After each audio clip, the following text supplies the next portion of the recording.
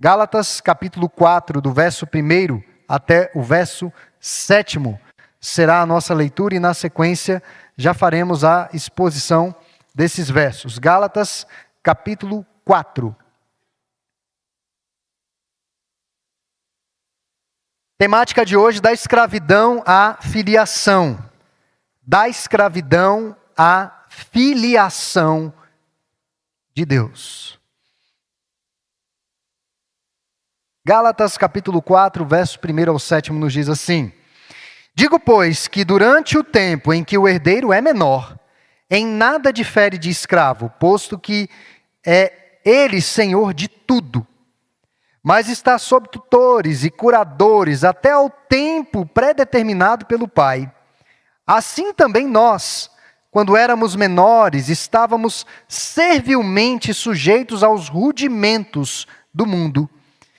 Vindo, porém, à plenitude do tempo, Deus enviou seu Filho, nascido de mulher, nascido sob a lei, para resgatar os que estavam sob a lei, a fim de que recebêssemos a adoção de filhos. E porque vós sois filhos, enviou Deus ao nosso coração o Espírito de seu Filho que clama, Abba, Pai. De sorte que já não és escravo, porém filho, e sendo filho, também herdeiro de Deus. Nós fôssemos fazer uma síntese do que vimos até aqui, nessa epístola aos Gálatas, nós vimos inicialmente que Paulo se empenha para defender a autenticidade do seu e a legitimidade do seu apostolado, da sua autoridade apostólica, especialmente em face dos falsos mestres que estavam perturbando, por assim dizer, a fé daquelas igrejas na Galácia. E eles procuravam fazer isso primeiro diminuindo a autoridade de Paulo. Ele lembrou aos Gálatas como eles vieram a crer, qual foi a essência da fé das igrejas da Galácia. Em seguida, ele vai expor as escrituras do Antigo Testamento, demonstrando que Abraão não foi justificado por obras, mas Abraão foi justificado pela fé. Essa expressão, justificação pela fé, justificado pela fé, é recorrente em alguns versos que nós vemos nos capítulos 2 e 3. E no capítulo 3, ele explica a razão pela qual a lei foi dada. A defesa do capítulo todo é essa. O lugar da lei nesse cômputo da salvação. Nesse capítulo, ele vai apresentar 5 contrastes que vão evidenciar a superioridade da justiça da fé em relação à justiça da lei. De modo que a gente ainda está nesse âmbito teórico da epístola, tá? Ainda é muito teórico, por isso que às vezes a leitura é difícil. Algumas expressões, alguns versos, algumas colocações, dá até um nó na mente, porque Paulo ainda está tratando a fundamentação. Mas, por outro lado, o capítulo 5 é extremamente prático. Tem a famosa passagem das obras da carne e do fruto do Espírito. Então, nós ainda estamos nessa parte fundamental, doutrinária da epístola. Então, 5 contrastes. Eu vou mencionar os 5. Hoje eu vou falar de um. A semana que vem o reverendo Vanderlei deve falar de alguns. E assim a gente vai finalizar o capítulo 4. Acredito que até o final do ano, tá? Então, o primeiro contraste é a nossa condição anterior de escravos debaixo da lei com a nossa condição atual de filhos da fé. São esses versos que nós lemos. Segundo contraste, nossa antiga vida e a nossa vida atual como cristãos, versos 8 a 11. O início do relacionamento dos Gálatas com ele, Paulo, e o estado de desgaste em que esse relacionamento se encontrava naquela ocasião. Aí do verso 12 ao 17. A atitude dos falsos mestres e a sua própria atitude em relação aos Gálatas, 17 a 20.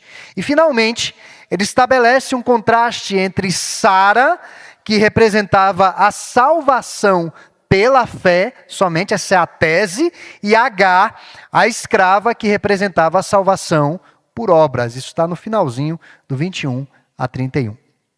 Bom, meus irmãos, de escravos a filhos de Deus. Essa é a nossa temática. Exatamente no ano de 1999, o duque e a duquesa de uma região da Inglaterra, eles foram ao Tribunal de Justiça pedir que o seu filho, o conde Percy, à época com 14 anos, assumisse a condução dos bens da família com apenas 25 anos de idade. Tá na época, né? Já está na época aí, hein? Está na época.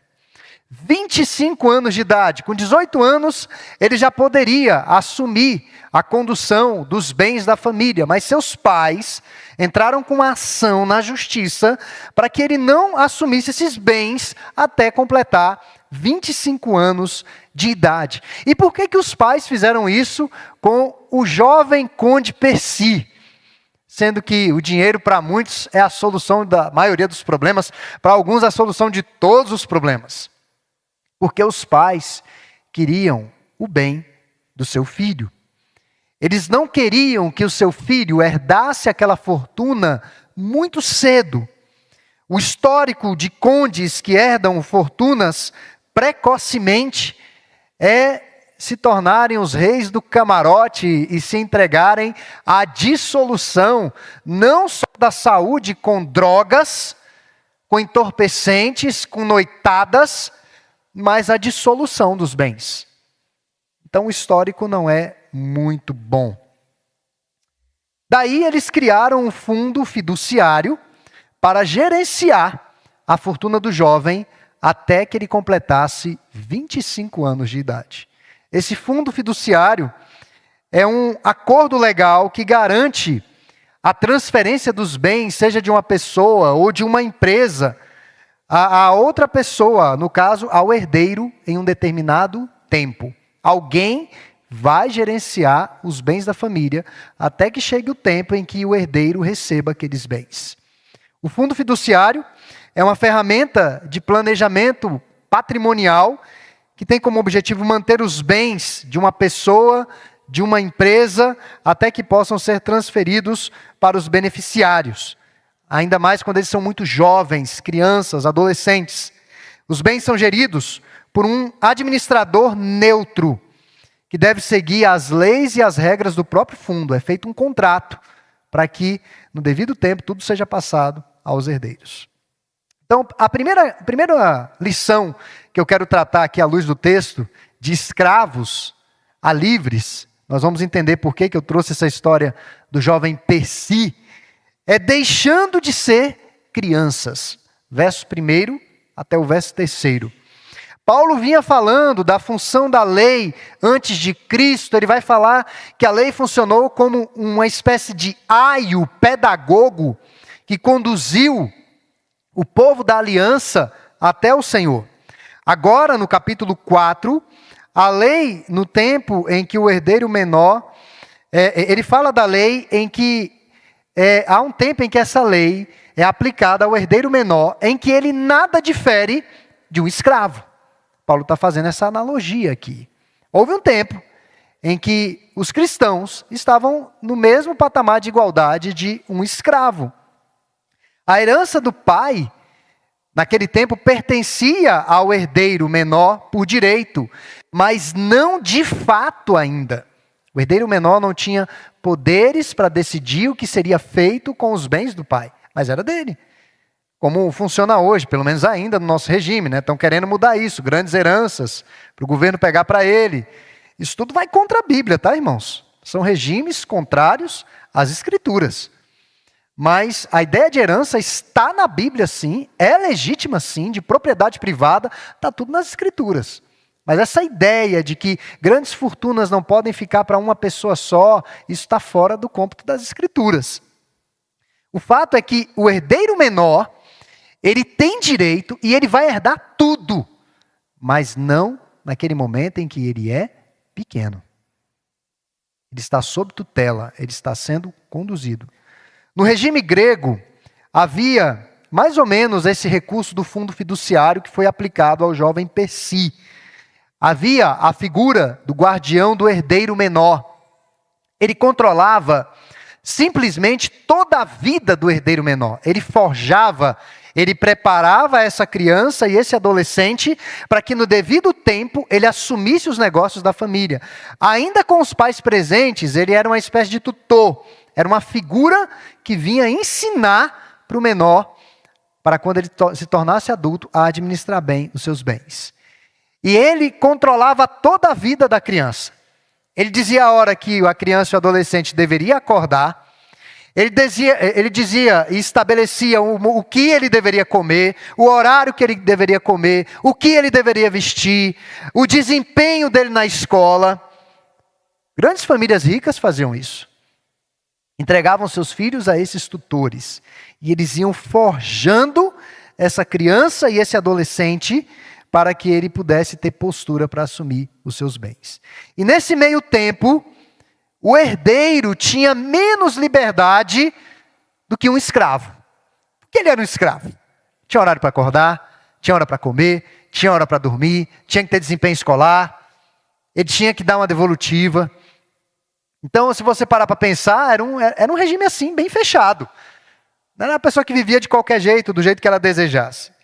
Seu guardião o mantinha sob disciplina, ele estava ali para isso. Até atingir a maioridade, ele era simplesmente chamado de jovem senhor.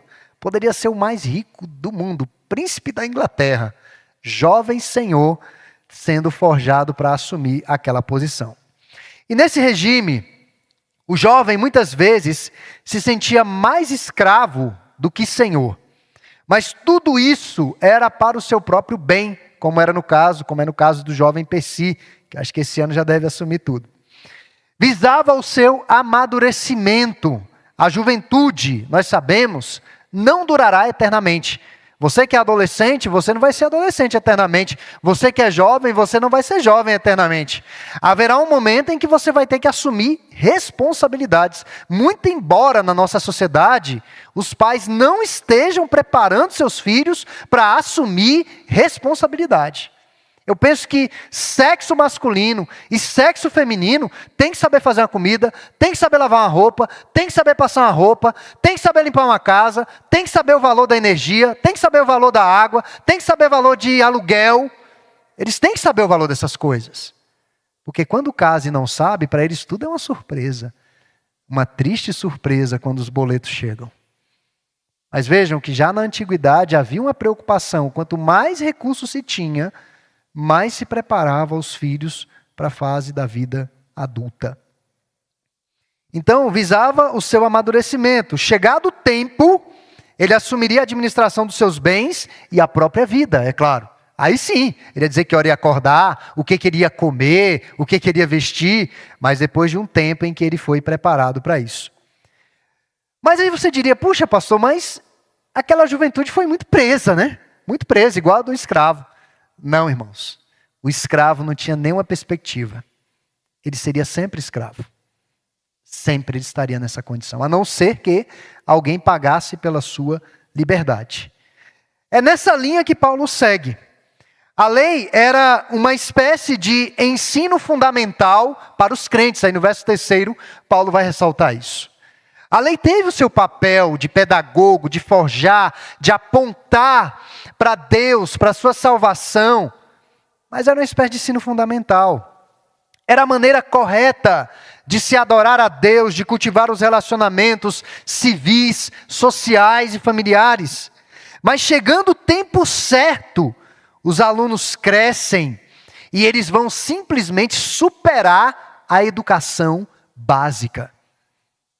Dominam o alfabeto e eles passam para uma outra etapa, que já é a etapa de redação, de construção de ideias, de expressão dessas ideias. Da mesma forma, Deus educou o seu povo na lei, a fim de prepará-los para o evangelho, algo mais intenso. No 4:3, Paulo chama a lei de rudimentos do mundo para os judaizantes. Essa expressão rudimentos do mundo é direcionado à lei vivida pelos judaizantes, aqueles opositores, justamente para combater a sua tese de que a lei era uma espécie de pós-graduação do evangelho. Era isso que eles estavam pregando ali nas igrejas da Galácia. Vocês creem em Jesus? Legal. O evangelho por Cristo, muito bom. Mas tem algo mais. nós precisamos observar dias sagrados, festas sagradas, nós precisamos observar leis alimentares, da dieta. Nós precisamos de algo mais do que Cristo. Algo mais. Hoje pela manhã, na classe para catecúmenos, nós falamos da dificuldade dos pentecostais com o Espírito Santo, o entendimento. E Paulo, inclusive, nesse texto vai falar sobre ele. Nós vamos falar sobre ele no final. Eles têm muita dificuldade com o Espírito Santo, porque o pentecostal raiz diz que se você não fala em línguas, você não tem o Espírito Santo. A única evidência de que se tem o Espírito Santo é propalar em línguas estranhas, ou dos anjos, ou como queiram chamar. E isso é um engano. Porque lá em Efésios 1, Paulo diz que o Espírito Santo, depois de ter crido, 1:12 ou 13, ele vai dizer, depois de vocês terem crido, vocês foram selados com o Espírito Santo da promessa. E esse Espírito é o penhor da vossa salvação em Cristo Jesus. Ele é a garantia de que vocês serão salvos. Então, se eu digo que uma pessoa só tem o Espírito Santo se ela falar em línguas, significa que só serão salvos aqueles que falam em línguas. Quem não fala em língua não é salvo. E isso é um problema seríssimo, problema teológico seríssimo. Porque o tanto de gente que está falando em língua sem falar, de fato, não está no gibi, no meio pentecostal. Na verdade, nós não acreditamos na contemporaneidade dessa manifestação. Nós não acreditamos. Mas veja que ponto pode chegar adições, adendos ao puro e simples Evangelho de Cristo. Você vai acrescentando. Para você ser um crente com pedigree mais alto, você precisa ter isso ou aquilo. Então, para os judaizantes, observar a lei era a pós-graduação do Evangelho. Era você ser um crente de qualidade. Os Gálatas voltarem para a lei, meus irmãos, era o mesmo que uma pessoa que tem PhD voltar ao jardim de infância. Não tem como. O que é praticado no jardim de infância, estímulos, coordenação motora, o desenho ainda meio torto, a criança escrevendo mais assim, né? Como se fosse numa alavanca. Não dá para uma pessoa que é PhD. Ela está muito acima disso, desse conhecimento. Na verdade, irmãos, eu me lembro quando eu comecei a fazer um outro curso superior, tinha feito já o seminário, eu fiz o primeiro ano, era muito ruim. Você está naquela cadeira, entendeu? Eu já superei essa fase. Você vê algumas matérias, você está revendo conceitos básicos. Por isso que muitos cursos superiores, eles fazem uma espécie de reaproveitamento das disciplinas introdutórias para não enfadar os alunos. Estou falando de curso superior. Imagine você voltar a uma educação básica. Não faz o menor sentido. Para serem maduros, eles deveriam avançar além da lei. O povo de Deus, enquanto crianças, eram tratados como escravos, mas nós sempre fomos filhos de Deus. Chegou o tempo de deixar a infância e de crescer. E Paulo vai falar desses graus de amadurecimento em outras ocasiões. Então, além de deixar a infância, uma outra lição que Paulo deixa expresso aqui dos versos 4 ao 5, é libertos pelo Filho de Deus. Estávamos sob a lei até a plenitude do tempo, é o que Paulo vai dizer aí. Esses versos vão delinear os temas centrais relacionados à vinda de Cristo. Vai nos falar a respeito do momento do seu nascimento. Plenitude do tempo. Na antiguidade, o pai tinha esse poder de determinar o tempo em que os seus herdeiros assumiriam o patrimônio. Algumas civilizações atuais nós vemos isso ainda. Há um tempo, preferencialmente após a morte dos pais. Alguns pais podem fazer a antecipação da herança se eles quiserem. Vivos ainda, né? Claro. Porque morrendo vai passar mesmo. Então, os pais tinham esse poder de determinar o tempo em que os herdeiros assumiriam a herança. Deus determinou o tempo para o seu filho dar a herança para todos os seus filhos, na plenitude do tempo. Cristo veio quando o mundo estava preparado para a sua primeira vinda. Estava tudo preparado, tudo organizado.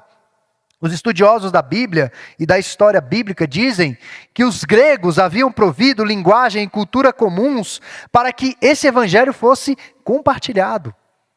Havia o grego koiné, né, que era uma linguagem muito comum, uma espécie de inglês hoje. Os romanos, por meio da sua dominação, rasgando estradas, facilitando as viagens, trazendo segurança às estradas, eles facilitaram que esse evangelho fosse transportado pelo mundo antigo, com mais segurança, tanto que os missionários avançaram muito. Mas, sobretudo, irmãos, os pecadores chegaram no limite para serem libertos da escravidão. Os judeus, já enfadados de guardar a lei por mais de 1000 anos, enfadados de observar mais de 800 preceitos, discutindo qual desses preceitos seria o mais importante, perdidos nisso daí e cansados dessa lei que não salva.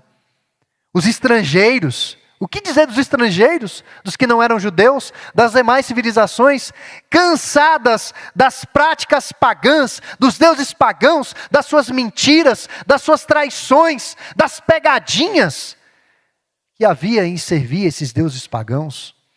Então Cristo vem exatamente na plenitude do tempo. Outro ensinamento importante aqui nesses versos sobre o nosso Senhor é sobre a origem dele.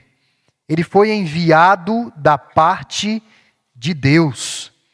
Ele já existia antes de ser nascido de mulher. Ele é divino, o que chamamos de segunda pessoa da Trindade, não por uma questão de importância, mas didática. Deus homem, 100% Deus, 100% homem.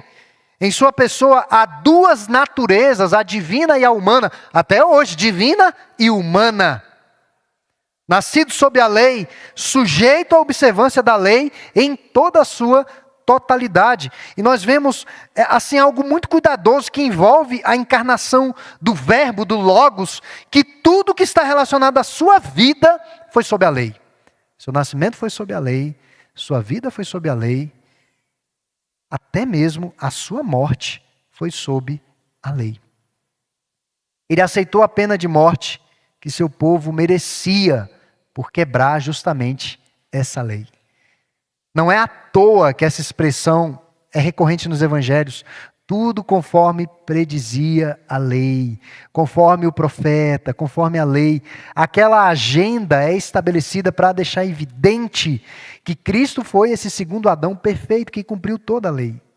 Ele veio resgatar aqueles que estavam sob a lei.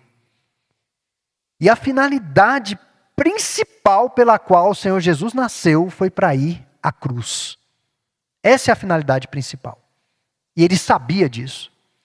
Então toda a história que envolve a Cristo, que atenta contra a sua divindade, que atenta contra a sua humanidade, que atenta contra a sua obra de redenção, de morte e de ressurreição, deve ser reputada, deve ser refutada, deve ser rejeitada.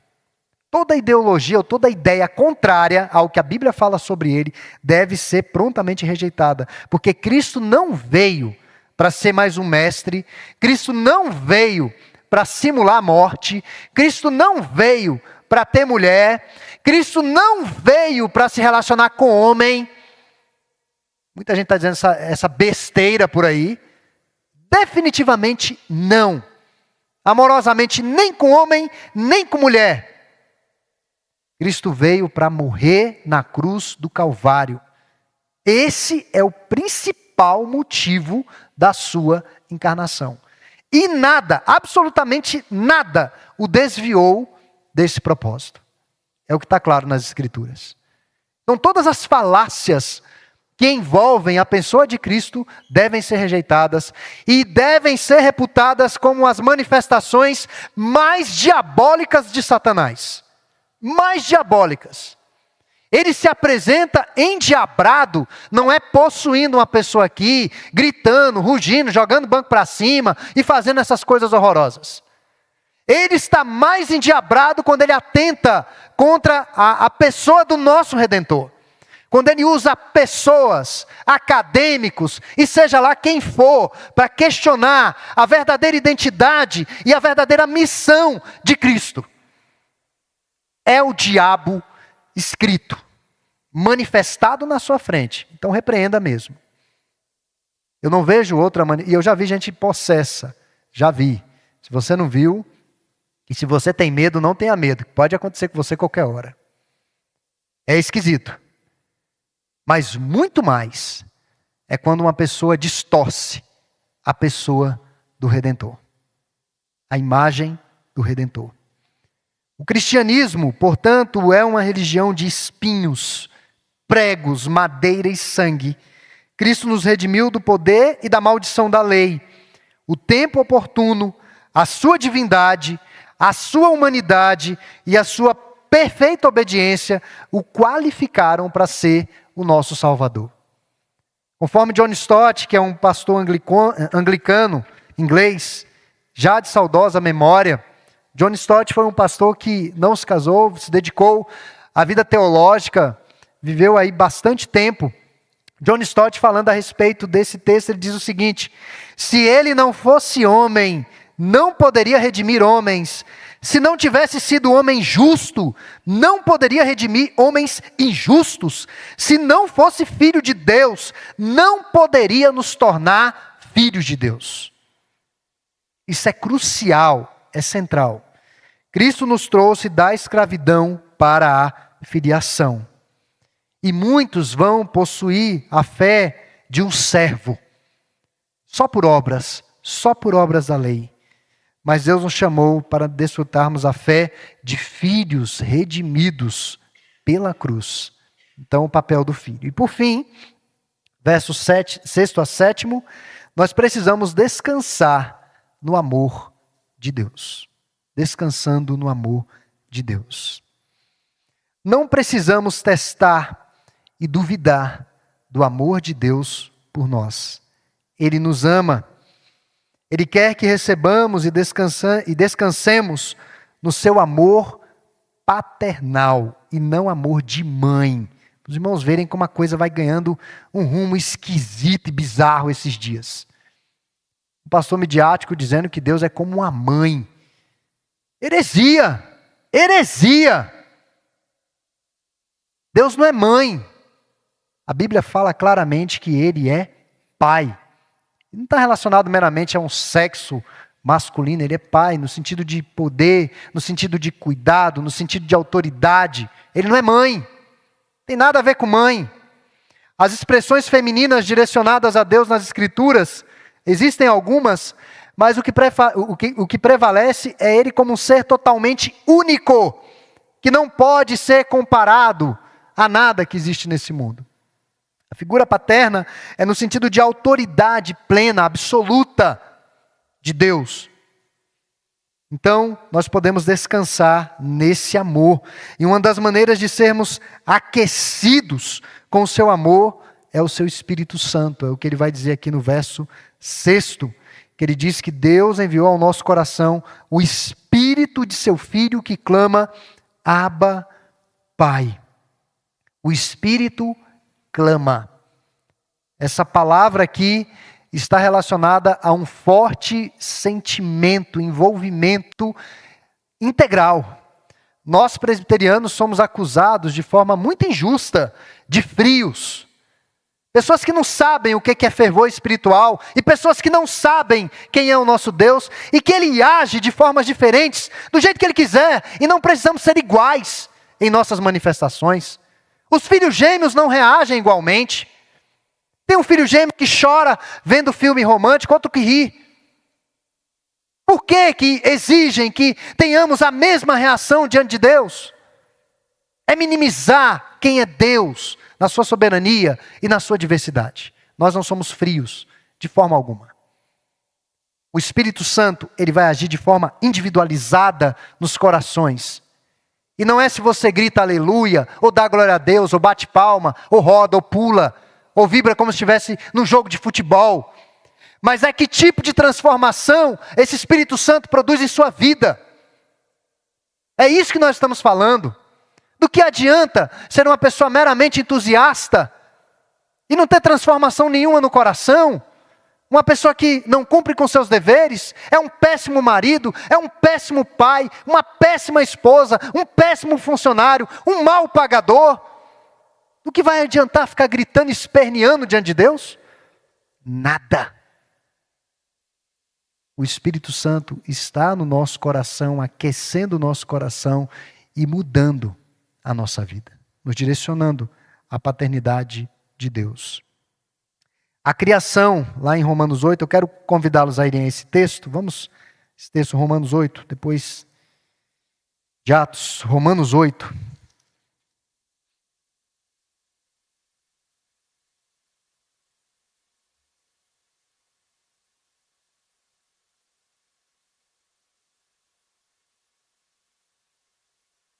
Descansando no amor de Deus. Romanos 8, 22 vai nos dizer que a criação está sujeita à vaidade. A criação está sujeita à vaidade. Lá no 20 e no 22 vai dizer que a criação geme.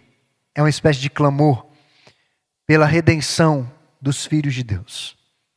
A criação inteira aguarda isso. E aqui nos versos 15 e 16 ele diz assim: porque não recebestes o espírito de quê? Da escravidão, de escravos a filhos, para viverdes outra vez atemorizados. Mas recebestes o espírito de adoção, baseados no qual clamamos o quê?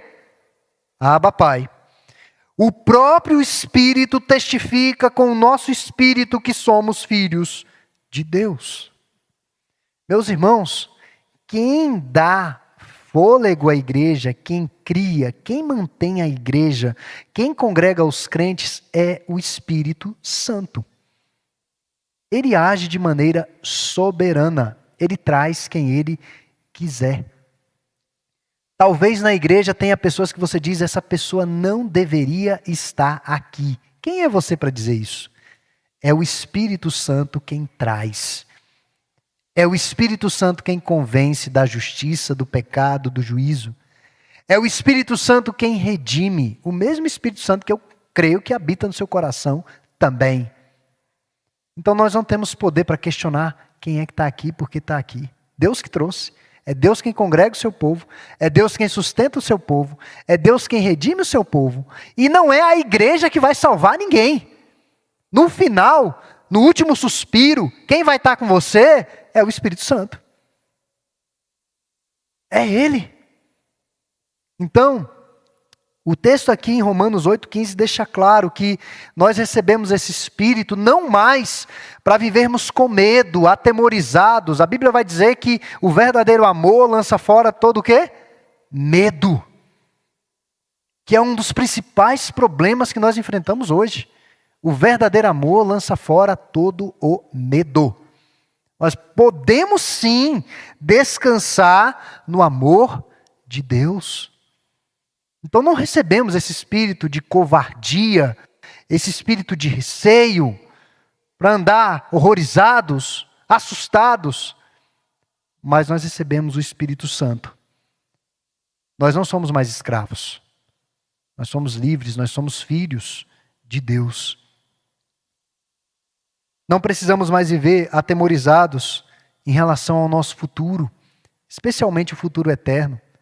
Não importa quem esteja no poder, se é esquerda, se é direita, se é centro, se até o Satanás está sentado lá. Não importa.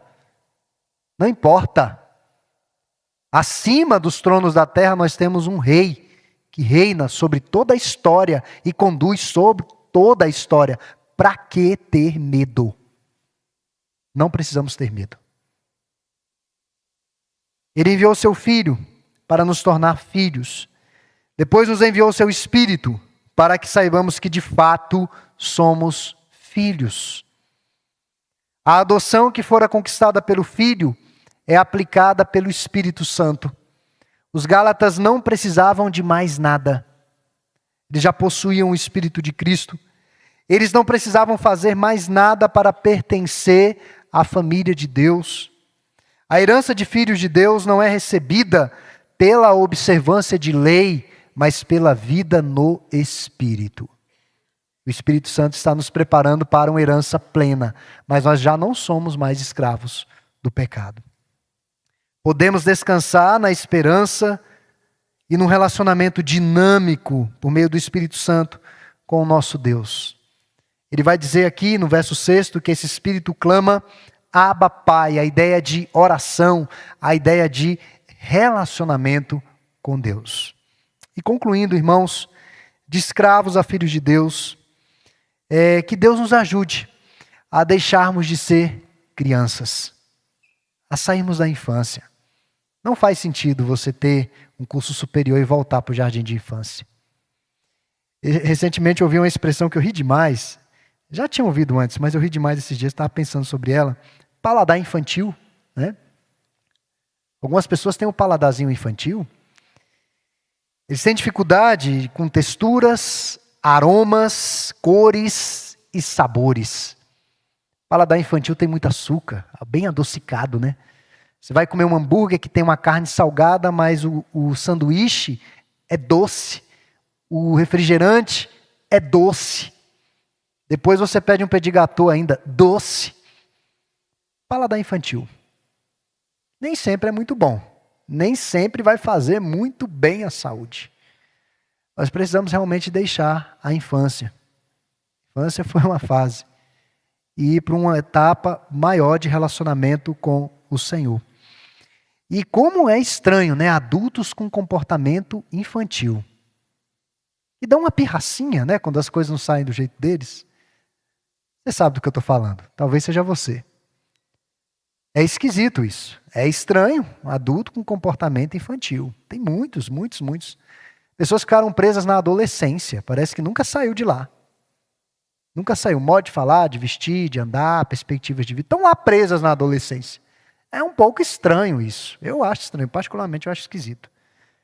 Mas que compreendamos, irmãos, que saímos da infância para a vida adulta no que diz respeito à fé em Deus.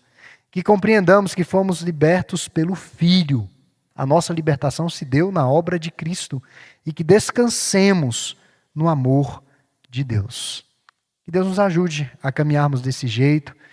Que nós não sejamos conduzidos por aquilo que vemos, por aquilo que sentimos, pela maneira como a sociedade se porta, mas os cristãos são reconhecidos historicamente porque eles conseguem enxergar além. Eles conseguem enxergar aquilo que ninguém está vendo, o que os ímpios não estão vendo.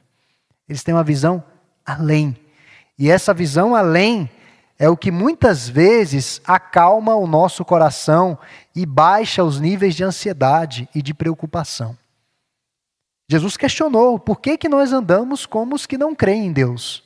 Os gentios, eles não creem em Deus, pelo menos no Deus que nós cremos.